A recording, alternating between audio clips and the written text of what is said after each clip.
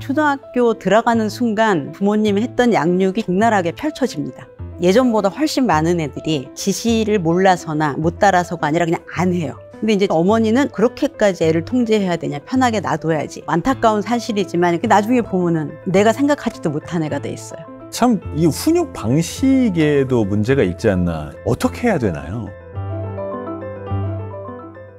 대가들의 진짜 고급 지식을 전하는 지식인 초대석. 안녕하세요, 아나운서 한석준입니다. 오늘은 대한민국의 대표 부모 멘토, 아주대학교 정신건강의학과의 조선미 교수님 모셨습니다. 어서 오십시오. 안녕하세요. 저는 아주대학교 정신건강의학과 교수 조선미입니다. 흥미로운 얘기가 있는데 부모님, 그러니까 특히 이제 자녀를 키우는 엄마 약 3,000명을 대상으로 연구를 했는데 엄마의 일상 중에 가장 행복한 순간이 자녀를 볼 때, 근데 가장 힘든 순간도 자녀를 볼 때라고 대답을 했어요. 이런 엄마들의 마음은 어디에서 기인하는 건가요? 일단 사랑스럽다는 건 별로 설명할 필요가 없죠. 저도 애 낳았을 때 완전히 막 눈에서 하트가 튀어나오는데, 근데 이제 보니까 얘랑 같이 있다는 건 얘 옆에 만능 자판기로 서 있어야 되는 거예요. B 누르면 우유, B 누르면 기저귀, B 누르면 뭐. 근데 이제 이 자판기 없는 건 없어요. 다 있어야 돼요. 자판기 24시간. 옆에 아무 자판기도 없어. 이렇게 하니까 너무너무 사랑스러운데 이 아이의 100%를 내가 충족시켜줘야 되는 게 보호자 입장이잖아요. 그러니까 이쁜 거를 그냥 이쁘다고 감상할 시간 없어요. 그리고 왕이죠, 왕. 원하는 걸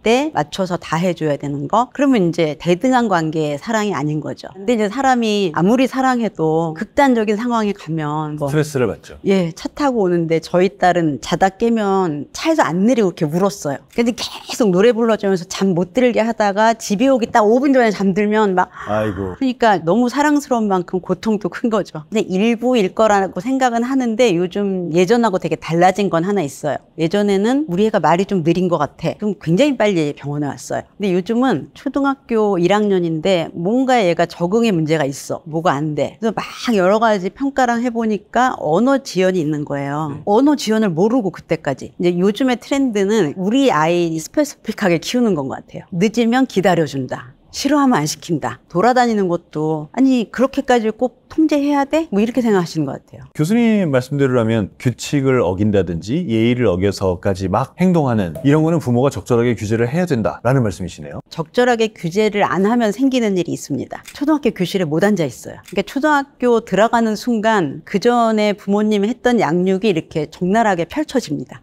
근데 요즘은 이제 안타까운 사실이지만 그런 애들이 사실 초등학교 1, 2학년이면 다 태도가 바로 잡아지는데 선생님들이 예전만큼 피드백을 못해서. 근데 이제 초등학교에 들어가면 1번이 규칙 지키거든요. 다 앉아라든지 다 책 꺼내 뭐라든지. 근데 이제 예전보다 훨씬 많은 애들이 지시를 몰라서나 못 따라서가 아니라 그냥 안 해요. 지시를 하거나 말거나 나 하고 싶은 거. 그래서 저도 최근에 보는데 얘는 교실에서 진짜 문제가 되겠다 이런 생각이 들어서 자꾸 이러면 친구들이 얘를 안 좋아할 수도 있어요. 근데 이제 어머니는 우리 애가 피해자? 다른 애들이 괴롭혀? 이렇게. 근데 제가 들어보니까 거꾸로예요. 예.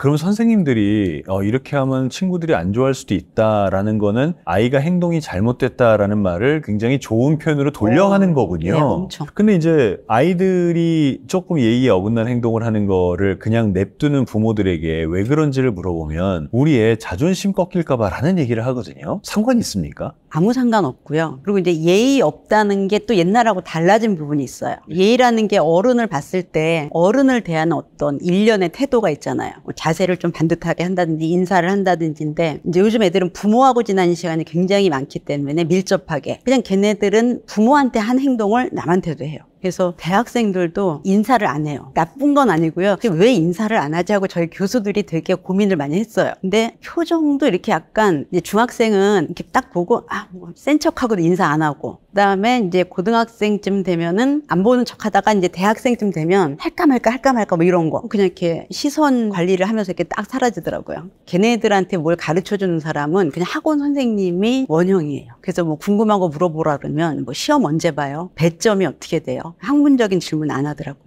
좀 놀라운데요? 당연한 게 당연하지 않게 됐군요. 이러한 행동을 하게 만든 게 어렸을 때부터 이어져 온 부모님의 양육 방식 또는 부모와 아이의 관계, 여기서 다 비롯됐다는 말씀이시네요.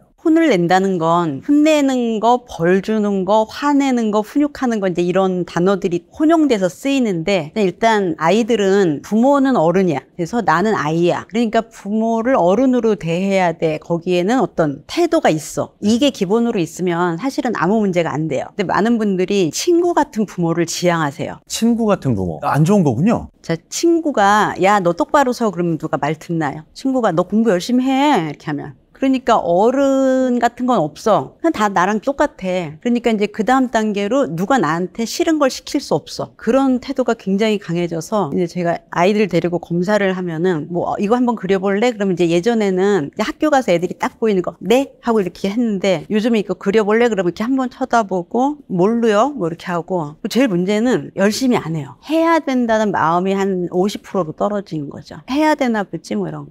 그러니까 이게 내가 너를 뭘 시키는 게 아니라 지금 교육 과정이니까 교육을 받는 거잖아요. 근데 이제 교육을 하는 사람이 있고 받는 사람이 있는데 교육하는 사람을 권위자로 보고 자기가 따라야 많이 배우잖아요. 근데 일단 부모님의 권위가 없으니까 가르치는 사람도 뭐 하고 싶은 만큼 그러니까 페이스 조절을 전혀 안 해요. 그래서 지능 검사 해보면 빠르게 하는 건 거의 다 못해요. 빨리 하고 싶지 않아요. 그러니까 이게 열심히라는 게 그냥 내가 의지만이 아니라 분위기 빨리 다 같이 가방 사서 나가 뭐라든지 한 명이라도 늦으면 안 된다 뭐 이렇게 하면서 어떤 것들을 이게 빨리 맞춰야 되는구나 하는 거를 자연스럽게 배우는 건데 지금 그게 집하고 학교에서 쫙 그런 분위기가 빠지면서 애들이 이제 느리고 민첩하지 않고 그런 게 많아졌어요. 근데 이제 그런 부모님들하고 얘기를 해볼 때 뭐라고 얘기하냐면 뭐 우리 아이한테는 강압적인 태도나 억압의 성격의 말들은 최대한 안 하고 싶고 가급적이면 좀 공감해주고 지지해주고 응원해주고 이런 태도를 갖고 싶다. 이런 관계였으면 좋겠다라고 얘기를 하거든요. 그렇게 자랐을 때 생기는 문제점은 뭐가 있나요? 아이들은 말의 내용을 듣고 메시지를 받는 게 아니라 정서, 비언어에 훨씬 더 민감하거든요. 이제 내가 이거를 던졌는데 엄마가 아유 던졌어 재밌었어 그래도 하면 안 돼 이렇게 할 때 긍정적인 기분이 싹 흘러가잖아요. 해도 되는 거라고 받아들여요. 이 말의 내용과 관계가 없군요. 비언어. 그러면 많이들 얘기하시는 그 억압적인 태도나 강압적인 말을 안 쓸 수가 없는 거네요. 그렇진 않아요. 이를테면은 자 이거 네가 던지면 이거 네가 좋아하는 장난감 오늘은 못 갖고 놀아 이렇게 해서 이제 던지면 이제 이거를 치우는 거죠. 얘가 이거를 굉장히 갖고 놀고 싶어 하면 기분이 안 좋죠. 그러니까 바람직하지 않은 행동 뒤에 기분이 안 좋아져야 돼요. 얼마나 그러면 안 줘야 돼요? 정해놔야죠. 뭐 오늘 못 갖고 놀아? 하루 정도? 그러니까 어떤 행동을 했을 때 좋은 결과가 오면 그 행동을 더 많이 하고 싫은 결과가 오면 덜 하거든요. 근데 이제 강압적인 목소리는 일단 약간의 효과는 있어요. 왜냐면 너 그거 하지 말랬지 하면은 당장은 이제 움츠러드는데 이렇게 잊어버리면 또 하고 이렇게 되니까 너가 덜 혼났지 이러면서 확 세게 소리를 지르거든요. 그럼 이제 이거는 이제 불안 학습이에요. 그러니까 이 행동과 불안을 연결시키는 건데 이제 저는 굳이 이렇게 정서에 영향을 줄 수 있는 그것보다는 얘가 좋아하는 걸 못하게 하는 정도의 이제 벌칙. 그러니까 네가 이거를 이렇게 하면은 좋아하는 요거를 이만큼 못 갖고 놀아? 효과는 똑같아요. 그리고 이렇게 부모가 화를 안 내기 때문에 훨씬 안정적으로 이렇게 습관이 만들어져요. 뭐라고 부르나요? 이런 방식은? 행동수정이라고 하고요. 훈육을 말이나 도덕이나 이렇게 하는 분들이 있는데 이를테면 내가 나는 오늘부터 다이어트해서 5kg 뺄 거야 라는 말은 할 수 있어요. 근데 5kg를 빼는 건 굉장히 다른 일이에요. 근데 사람들이 말이 본질이라고 잘못 생각해서 많은 문제가 생겨요. 이거를 못하게 하셨어야죠 이렇게 얘기를 하면 못하게 했어요. 그럼 못하게 했으면 이걸 얘가 안 해야 되잖아요. 근데 애는 해요. 그래서 그럼 어떻게 하신 거예요? 그러니까 못하게 했는데 한다는 거죠. 그럼 이건 못하게 한 게 아니에요. 이해가 되시나요? 말씀은 맞는데 현실에서는 어려울 것 같긴 합니다. 이걸 제가 정말 저희 딸한테 직접 한다고 생각하면 그게 정말 쉬운 게 아니어서. 근데 이제 갖고 있는 방식이 설명밖에 없어서 그래요. 그러니까 화내지 않고 애들한테 설명하면 들을 거야 하는데 그건 맞지가 않아요. 말로만 해서는 절대 교정이 되지 않는다. 단어를 이해해요. 근데 예를 들면은 이거 내려놔 할 때 내려놓는다는 말과 내려놓는 행위는 하늘과 땅이에요. 이건 행동이고 이건 말이에요. 근데 우리가 말을 듣고 이 행동을 한다는 건 내려놔 하고 내려놓는 행동을 끊임없이 반복하면서 이게 동일시된 거거든요. 이게 딱 붙은 거예요. 이렇게 신경이. 얘네들이 이게 따로 있어요. 그럼 내려놔 하면은 나 내려놔 무슨 말인지 알아. 하지만 행동은 안 하는. 왜냐면 그 말인지 몰라요. 내려놓으라는 말인지. 그러니까 이렇게 자 내려놓자 이거를 끊임없이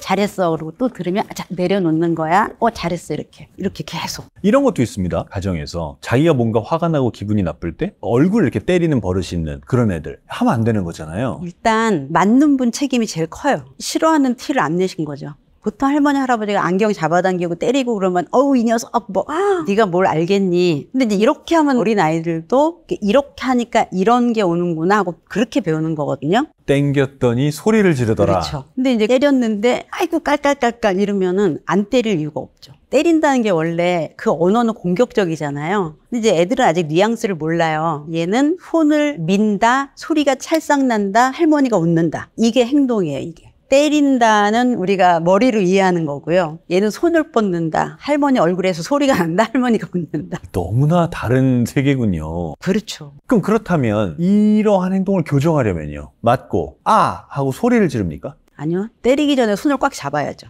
소원이 날라올 때다. 잡고 때리면 안 된다 그랬어 하고 이제 이 아이가 막 지겨워서 비틀 때까지 잡고 있는 거죠. 그리고 놓고 하면 안 돼 이렇게.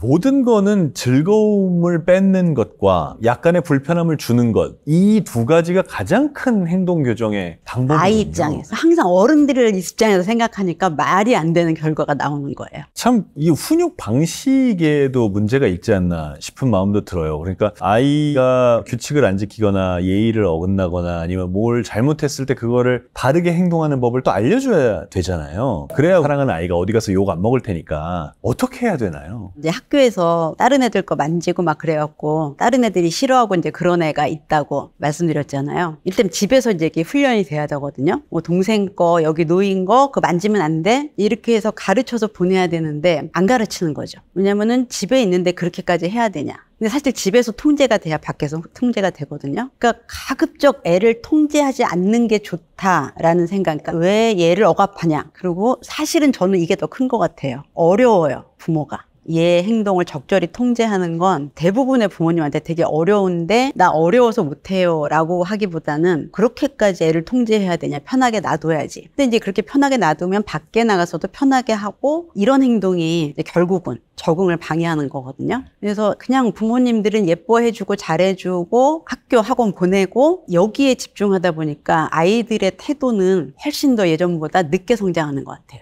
그러면 저 그렇게 교정을 하려고 어떤 행동을 하지 마라 라든지 아니면 어떤 행동을 해라 라든지 이렇게 해야 될 때가 있습니다. 저도 저희 아이한테 그렇게 하고요.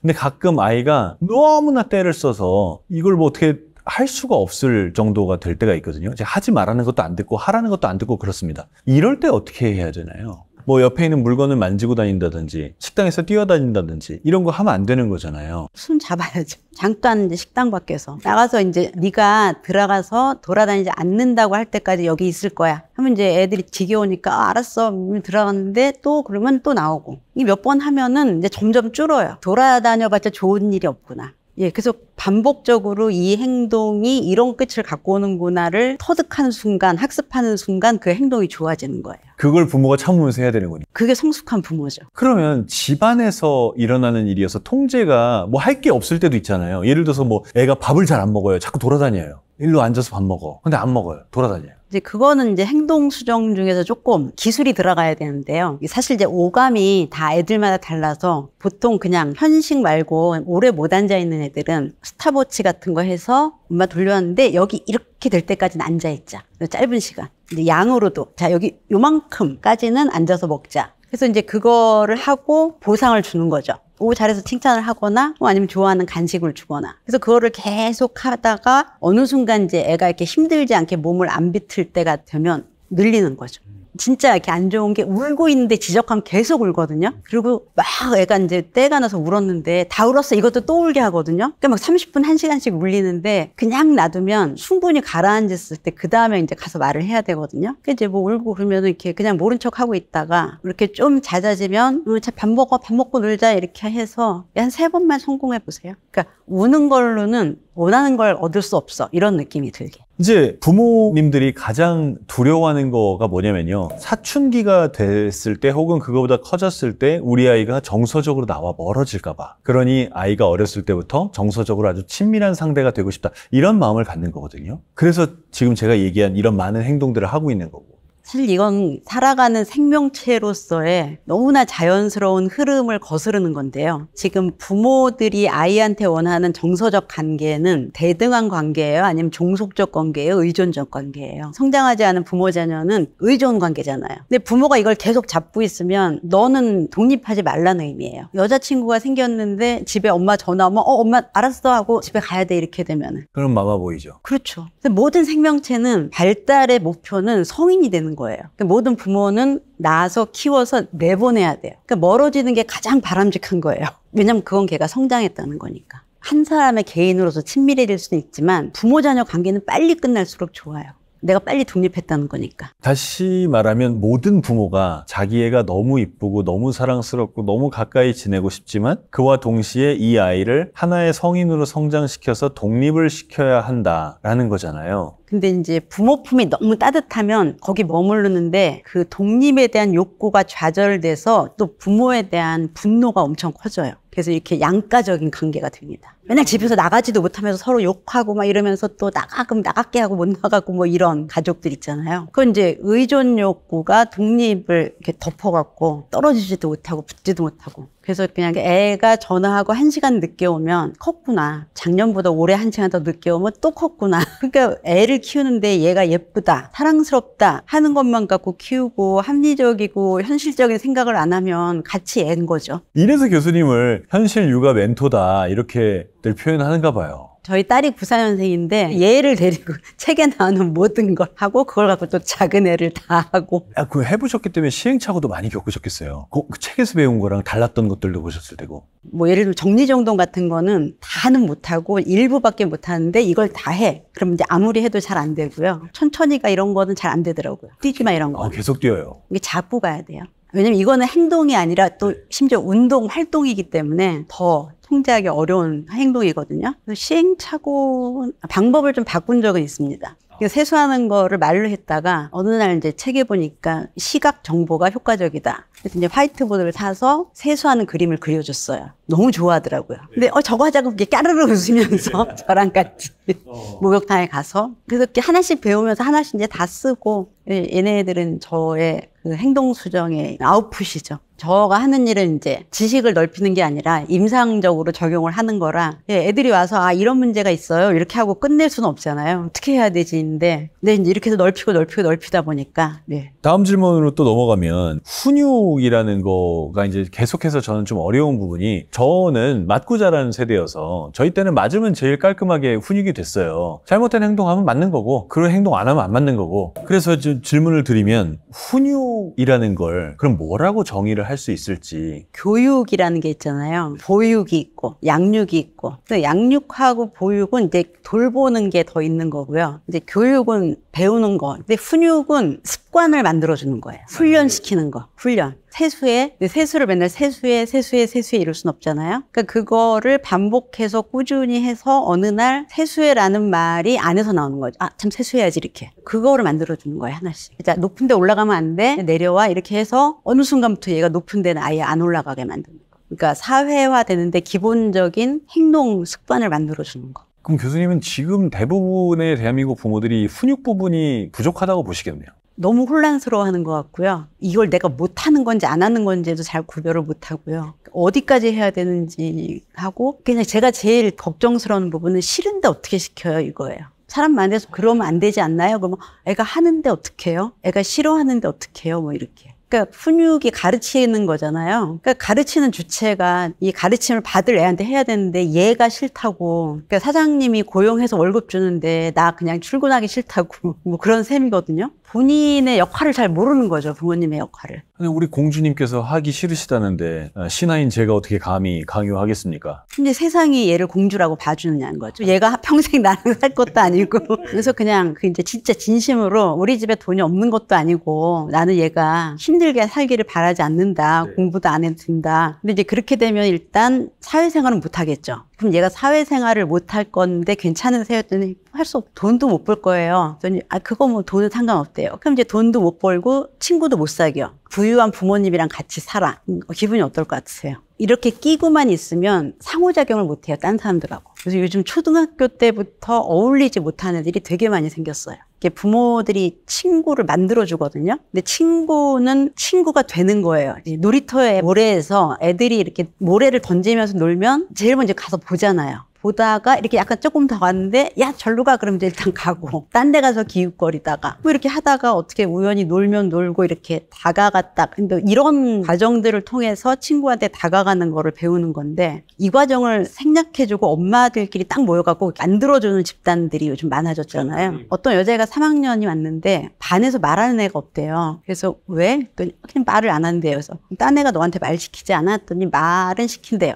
그러면 그럼 걔하고 친구하면 되잖아. 근데 걔가 뭐라고 물어보면 자기는 대답하고 그 다음에 어떻게 해야 될지 모르겠대요. 학년이 올라가면 이제 새로운 애들이잖아요. 근데 쟤한테 가서 너 뭐 이거 말을 해야 되는데 이제 한 10살쯤 되면 내가 말을 할 때 제가 나한테 약간 거절의 눈빛을 보내면 어떡하지? 하는 게 있어요. 근데 그걸 이제 어렸을 때 이렇게 막 거절과 무관하게 막 다가가고 이런 걸 통해서 이제 여기까지 맷집이 오는 거거든요. 근데 그런 걸 하나도 안 겪고 이렇게 오니까 아이가 그게 너무 큰일인 거예요. 거기다가 조용하고 내성적이면 입을 못 여는 거예요. 그러니까 아무도 얘를 괴롭히지도 않고 따돌리지도 않는데 본인이 다가가지 못해서 친구 없이 지내는 애들이 점점 늘어나고 있어요. 그리고 또 이렇게 같이 모여서 계속 놀게 해줬는데 둘이 친했어. 그래서 얘네들이 이제 학교에 가서 심지어 같은 반이 됐어. 그래서 뭐 우리는 정말 단짝이야 이랬는데 절대 오래 안 가요. 왜냐면 이 둘 중에 한 애한테 또 다른 친구가 생겨요. 그러면 얘는 또 얘한테 집착하고 그러면서 정말 없어야 되는 현상들이 생기는 거예요. 왜냐면 1학년은 이 놀이가 맞으면 놀지 얘 때문에 노는 게 아니거든요. 근데 이제 그렇게 인위적으로 친구를 만들어주니까 이렇게 오랫동안 놀려면 한 명이 한 명을 맞춰줘야 되거든요. 그럼 이제 맞춤을 받는 애는 그런 애 외엔 또 못 노는 거예요. 그러니까 또 단짝 친구를 찾아요. 그래서 한 2학년 때까지는 그냥 나도 보드게임 할래, 뭐 나도 공놀이 할래 이렇게 하고 다가가야 되거든요. 근데 놀이가 굉장히 이제 변질이 돼갖고 자연스러운 놀이를 자연스럽게 배워야 될 시기를 안 놓쳤으면 좋겠어요. 또 하나 있어요. 부모님이 너무 많이 놀아줘서 부작용이 너무 커요. 부모님은 내가 하는 대로 룰을 바꿔주잖아요. 이제 학교 가서 딴 애한테 룰을 바꾸자고. 그리고 걔네들이 안 놀아주면 뭐 안 놀아 집에 가서 엄마랑 놀면 되니까 이렇게. 근데 이제 외동인 집이 많아서 더 그런 것 같기도 해요. 맞아요. 형제끼리 노는 게 아니니까 애가 심심해하니까 부모가 놀아주게 되거든요. 그래서 저는 하나인 분들이 더 노고가 많으실 것 같아요. 왜냐면 둘이면 하루에 3번 정도 소리 지르면 하루가 가거든요. 형제 있으셨죠? 네, 있었습니다. 그럼 뭐 하루 싸우면 뭐 너네 왜 싸워 이렇게 시끌벅적 하다가 그냥 하루가 끝나잖아요. 네. 시간 언제 가는지 모르게. 근데 이제 하나면 그 고요 속에서 뭐 엄마 심심해 뭐 이렇게 하면은 그리고 얘 놀아주는 건 내가 몰입하는 행동이 아니라서 힘들어요, 엄마로서. 맞아요. 하루하루가 너무 힘들어요. 노는 건 즐겁지만 놀아주는 건 노동이죠. 노동이죠. 근데 이제 뭐냐면 애들은 서로 놀지 놀아주지 않거든요. 근데 엄마는 에너지를 쓰니까 얘한테서 맞춘다는 거예요. 근데 애들은 맞춰주지 않아요. 그러니까 이 놀이가 재미가 없는 거예요, 얘한테는. 사실 뭐 애들이 태어날 때는 손가락 발가락 10개만 있으면 좋겠다 이거잖아요. 그리고 태어나서 자라는 동안에는 제발 건강하게만 자라다오, 너한테 공부하라 소리 안 할게. 근데 그게 안 지켜지지 않습니까? 특히 뭐 비슷한 또래 애들 누구는 뭘 한다더라, 누구는 뭘 배웠다더라, 뭐 누구는 무슨 대회 나갔다더라 이러면 또 막 시키고 싶고, 왜 우리 애는 그게 안 될까 싶고, 너도 공부해라, 너도 뭐 해라 이런 마음 들잖아요. 근데 애가 안 하면 화가 나지 않습니까? 근데 그걸 안 한다고 생각하면 화가 나고요. 못 하는 거 아닐까요? 뭐 그럴 수도 있죠. 보기에 따라 못 한다고 생각하고 싶지 않은 거죠. 이를 악물고 받아들여야죠. 저는 이제 그런 생각을 가진 분들한테 애들을 대변해서 정말 하고 싶은 말이 있어요. 네. 엄마, 내가 못하면 나는 엄마 아빠 자식 아니야? 내가 나 잘 되라고 너 공부하라고 하니? 너 잘 되라고 공부하라고 하는 거야. 너 이 정도도 못해가지고 커서 뭐 하려고 그래? 애들이 그래서 불안장애가 많이 와요. 정말로요? 네, 요 말이에요. 딱 요거. 근데 이 말 실제로 많이 하죠. 예. 그래서 애들이 막 불안이 한껏 자기 취업도 못하고 먹고 살지 못한다고. 그걸 중학생이 진지하게 저한테 얘기하면서 뚝뚝뚝 눈물을 흘려요. 미래에 대한 엄청난 불안을 심어주는 거죠. 아니 그러면 도대체 어떻게 해서 우리 아이들에게 공부를 좀 하고 싶게 만드는 동기부여를 할 수 있을까요? 그러니까 공부를 하고 싶을 수 있다는 생각을 일단 버려야 돼요. 뭘 하고 싶다는 건 이를테면은 재미로 한번 해볼 수는 있어요. 뭐가 됐든. 근데 그거를 잘하려면은 힘든 고비가 있어요. 근데 그걸 넘어가야 돼요. 근데 이거는 하고 싶은만으로는 못 넘어가요. 견뎌야 돼요. 근데 힘든 걸 자꾸 재밌게 넘어가라 그러니까 말이 안 되는 거예요. 야, 네가 영어를 배우면 다른 나라에 가서 사람들하고 말을 할 수 있어. 재밌지 않니? 아빠 잘해? 그렇게 되는군요. 그건 기만이죠, 기만. 잘하는 모든 사람들은 고통을 견디면서 거기까지 왔어요. 그래서 또 애들이 문제가 뭘 했는데 재미가 없으면 그러니까 재미가 없는 건 못해서 그런 거잖아요. 근데 엄마들이 너 좋아하는 일 하면서 살아라. 네가 좋아하는 걸 직업으로 해. 또 어떤 건 좋아했어. 뭐 게임을 좋아해. 근데 게임 회사에 갔어. 거기선 게임하는 게 아니라 만드는 거잖아요.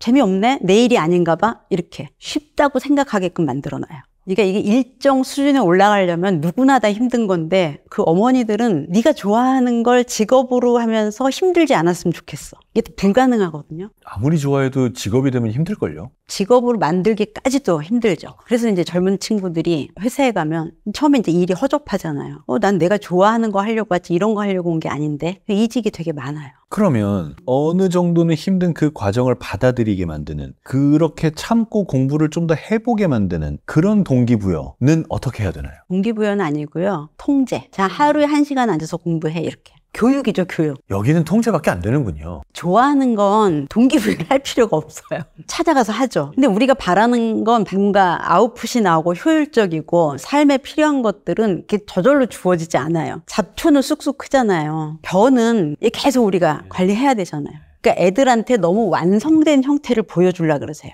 네가 저렇게 될 수 있어. 그러니까 왜냐면 이제 애들을 동기부여를 해야 되잖아요. 막 좋은 그림을 보여주고. 이제 이렇게 하니까 이 갭이 너무 커갖고, 이제 아이들이 자기가 뭐 이를테면 고3일 때 이 점수일 줄 몰랐어 라든지, 대학을 들어갔는데 나 이 대학 갈 줄 몰랐어 라든지, 졸업을 했는데 일자리가 이렇게 없을 줄 몰랐어.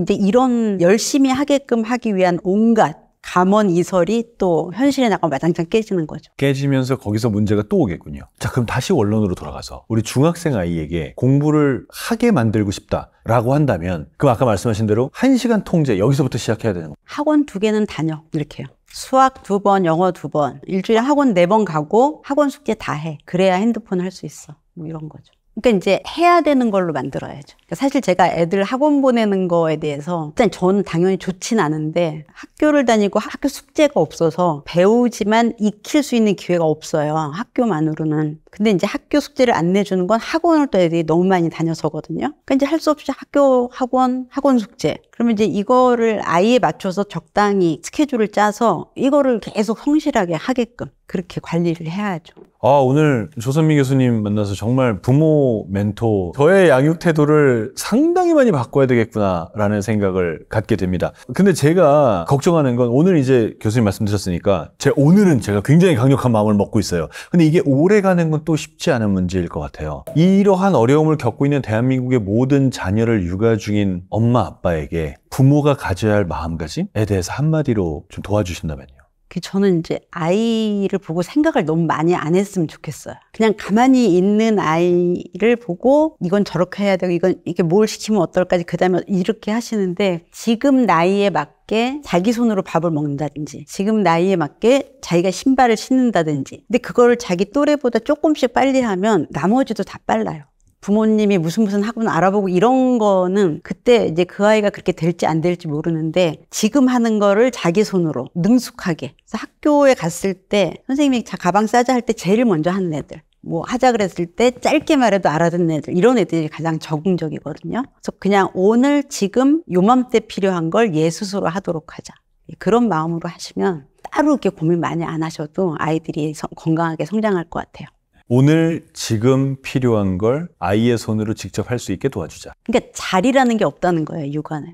사는 것도 그냥 우리 다 노력하잖아요. 근데 저는 솔직히 잘, 열심히, 최선 이런 단어가 없어졌으면 좋겠어요. 자리라는 게, 예를 들면은 10개 중에 8개는 맞아야 돼. 이거는 나 8개는 맞췄잖아. 이렇게 할 수 있는데, 너 이게 지금 잘하는 거야? 이렇게 하면은 이렇게 얘기할 수 있나요? 이거는 완전히 그냥 자동적으로 내가 못하는 사람으로 만드는 말이에요. 특히 부모가 애들한테 이렇게 얘기하면.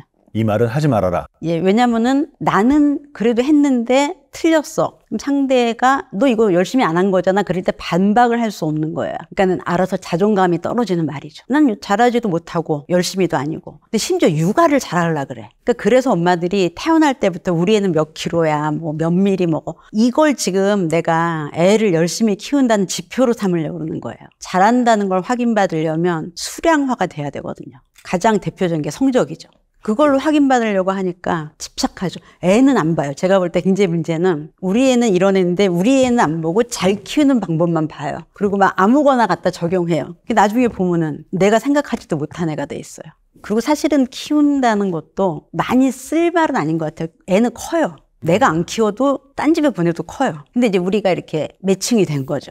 그러니까 이제 너가 18살 때까지는 내가 네 보호자야. 저 집에 가도 사실은 저 보호자랑 같이 클 수도 있어. 그리고 이제 18살이 되면은 이게 부모로부터 독립해야 되고 또 자기 가정을 이루고 그게 가장 건강한 거거든요. 부모는 그냥 나이에 맞게 보호. 이렇게 하면서 이제 울타리만 쳐주면 아이들이 그 안에서 이렇게 자라서 이제 결국 넘어가서도 살 수 있게 되면 끝나는 거죠. 그리고 약간 내가 몸이 편하면 열심히 안 하는 느낌이 들어. 몸을 혹사해야, 피곤해야 뭐 일 좀 했다 이런 느낌이 드는 것 같아요. 그래서 굉장히 웰빙이 떨어지는 그런 문화인 것 같아요. 자, 오늘 조선미 교수님 모시고 올바른 육아 어떻게 하는 게 아이와 좋은 관계를 맺고 살 수 있을 것인가에 대해서 여러 가지 각도에서 얘기를 나눠봤습니다. 대가들의 멋진 지식을 더 널리 전하고 있는 지식인 초대석 다음 주에도 기대해 주시기 바랍니다. 고맙습니다.